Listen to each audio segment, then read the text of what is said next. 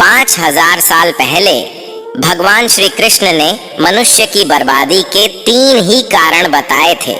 इस वीडियो में हम एक कहानी के माध्यम से हम आपको वो 3 कारण बताएंगे। तो चलिए देखते ही कौन से 3 कारण हैं जिन्हें करके व्यक्ति बर्बाद हो जाता है और कहीं आप भी तो नहीं कर रहे 3 गलतियां। चलिए शुरू करते हैं। प्राचीन काल में एक नगर के पास के एक जंगल में एक सन्यासी रहते थे। संसार के तमाम आकर्षणों से दूर होकर उसने कई वर्षों की तपस्या से अपनी शक्तियों को जागरूक किया था। वह लोगों की हर समस्याओं का समाधान करता था। धीरे धीरे वह मशहूर होने लगे और यह बात राजा को पता चली। राजा ने सन्यासी से मिलने का फैसला किया और वह सन्यासी से मिले। राजा सन्यासी के बातों से बहुत प्रभावित हुए और उन्हें अपने राज्य में चलने तथा महल में रहने का आग्रह किया। सन्यासी मान गए और राजा के साथ उनके महल में रहने लगे। कुछ साल तक सन्यासी वहीं रहे। एक दिन राजा और रानी को पड़ोस के राज्य में जाना पड़ गया। उन्होंने एक नौकर को सन्यासी के भोजन आदि की जिम्मेदारी देकर निकल गए। एक दिन नौकर बीमार पड़ गया और आया ही नहीं। सन्यासी को खाना खिलाने वाला कोई नहीं था। वह इंतजार करता रहा और अंततः वह गुस्से में लाल हो गया। तभी राजा और रानी वापस आए। सन्यासी ने राजा को बहुत डांट फटकार लगाई और कहा कि तुम मेरी जिम्मेदारी नहीं उठा सकते थे तो क्यों मुझे लेकर आए। कुछ दिनों बाद मामला शांत हो गया। कुछ दिनों बाद राजा को फिर से पड़ोस के राज्य में जाना पड़ गया। इस बार राजा ने अकेले जाने का फैसला किया और रानी को खड़े निर्देशों के साथ सन्यासी के सेवा के लिए रख दिया। रानी रोज समय पर सन्यासी को खाना भेज देती थी। एक दिन रानी खाना भेजना भूल गई और वह नहाने चली गई। सन्यासी को खाना नहीं मिला तो सन्यासी ने काफी इंतजार के बाद महल में जाने का फैसला किया। सन्यासी महल में गया और उसकी नजर रानी पर पड़ी। रानी की सुंदरता सन्यासी के मन में घर कर गई। रानी के अद्भुत रूप को देखकर सन्यासी उसे भुला नहीं पा रहा था।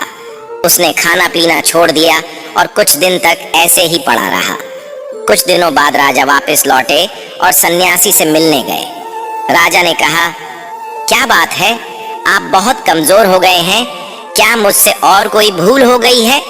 तो सन्यासी ने कहा कि नहीं, मैं आपकी रानी की अद्भुत सुंदरता की मोह में पड़ गया हूँ और मैं उसे भुला नहीं पा रहा हूँ और अब मैं रानी के बिना जिंदा नहीं रह सकता। राजा ने कहा, यही बात है ना, मेरे साथ महल में चलिए, मैं आपको रानी को दे दूंगा। राजा सन्यासी को लेकर महल में गए। राजा ने रानी से कहा कि सन्यासी आपकी सुंदरता के दीवाने हो चुके हैं और बहुत कमजोर पड़ चुके हैं और मैं किसी ज्ञानी व्यक्ति की हत्या का पाप अपने सर नहीं लेना चाहता। क्या आप सन्यासी की मदद करना चाहेंगी। रानी ने कहा, मैं समझ गई क्या करना है, और राजा ने रानी को सन्यासी को सौंप दिया। सन्यासी रानी को लेकर अपनी कुटिया में जाने लगे। रानी ने कहा कि हमें रहने के लिए एक घर चाहिए। सन्यासी ने राजा से कहा कि हमें रहने के लिए एक घर चाहिए। राजा ने उनके लिए तुरंत एक घर उपलब्ध करवाया। सन्यासी रानी को लेकर घर गया। रानी ने कहा, यह घर तो बहुत गंदा है, इसे साफ करवाइए। सन्यासी राजा से कह के घर को साफ करवाया। राजा के हुक्म से घर को साफ करवा दिया गया। फिर नहा धोकर रानी बिस्तर पर बैठ गई और सन्यासी भी रानी के पास आ गया। रानी ने कहा, क्या आप जानते नहीं कि आप कौन थे और आज आप क्या बन गए हैं। आप एक महान सन्यासी थे जिनके आगे राजा भी झुककर प्रणाम करते थे और आज वासना के कारण आप मेरे गुलाम हो गए हैं। यह सुनकर सन्यासी को महसूस हुआ कि वह तो एक सन्यासी था जो सारी सुख सुविधाओं को छोड़कर शांति की तलाश में जंगलों में चला गया था। फिर सन्यासी ने राजा को बुलाया और रानी को उनको सौंप दिया और कहा, ये राजन, आज मैं आपको मनुष्य के बर्बादी के जो 3 कारण बताऊंगा जिनको यदि व्यक्ति ना करे तो वह सबसे सुखी रहेगा और व्यक्ति बर्बाद नहीं होगा। पहली आदत है इच्छा, क्योंकि इच्छा ही दुनिया की हर एक व्यक्ति के अंदर सबसे पहला अवगुण होता है और जो व्यक्ति अपनी इच्छाओं को नियंत्रण में नहीं रख पाता है वह जीवन के किसी भी क्षेत्र में सफल नहीं हो पाता है, क्योंकि जैसे ही उसकी एक इच्छा पूरी होती है वह दूसरी की ओर बढ़ने लगता है, और दूसरी पूरी होती है तो तीसरी इच्छा उसके मन में जागृत हो जाती है, और फिर ऐसे करते करते इच्छाओं पर नियंत्रण न होने के कारण इसी जाल में उलझा रहता है और दुखी सकता है। इसीलिए राजन, जब हम इच्छाओं पर नियंत्रण का लेते हैं तो हम हमारे मन पर भी नियंत्रण का लेते हैं, और जब हमारा मन हमारे बस में होता है तो हमें सुखी सुखी प्राप्ति होती है। फिर जो हम चाहते हैं वही हमारे साथ होता है। दूसरी आदत है वासना का जन्म। हमारे मन में उठने वाली इच्छाओं से होता है। जिस प्रकार इच्छा का कोई अंत नहीं होता और मनुष्य वासना के जाल में फंसता ही चला जाता है, वासना के वशीभूत होकर मनुष्य को कुछ भी नजर नहीं आता है। आज तक जितनी भी लड़ाइयां हुई हैं उनका सबसे बड़ा कारण स्त्री को पाने की इच्छा ही रही है।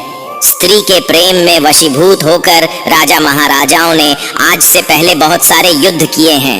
रावण इस संसार का सबसे बुद्धिमान व्यक्ति था, लेकिन उसने भी माता सीता की सुंदरता में आकर अपना सब कुछ बर्बाद कर लिया।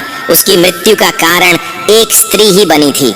कहीं राजा महाराजा तो युद्ध में इसलिए हार गए क्योंकि वो लोग स्त्रियों से रास लीला रचने में ही रह गए।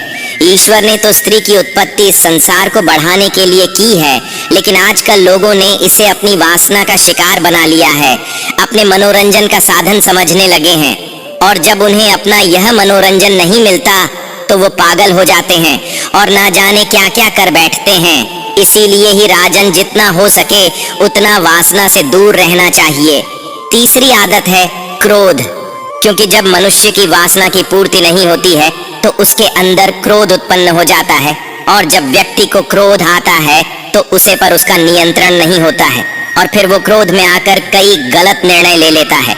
वो दूसरों को भला बुरा कह देता है, गालियां देता है, और जब उनका क्रोध शांत होता है तो उन्हें अपनी गलती का एहसास हो जाता है, लेकिन तब तक तो सब कुछ बर्बाद हो चुका होता है।